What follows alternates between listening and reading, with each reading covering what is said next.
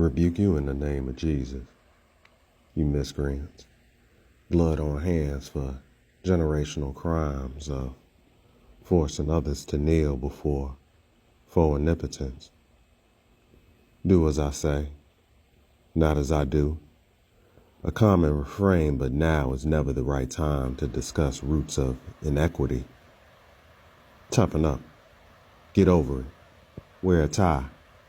You should have complied. Spoken the King's English.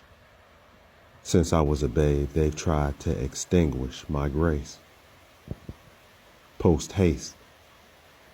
Skin like mine, not seen as divine, but inclined to make me susceptible to fit in the description, despite wielding impeccable diction, historically predisposed to serial miscarriages of justice by way of the extrajudicial, not unlike mobs of yesteryear on backs of postcards.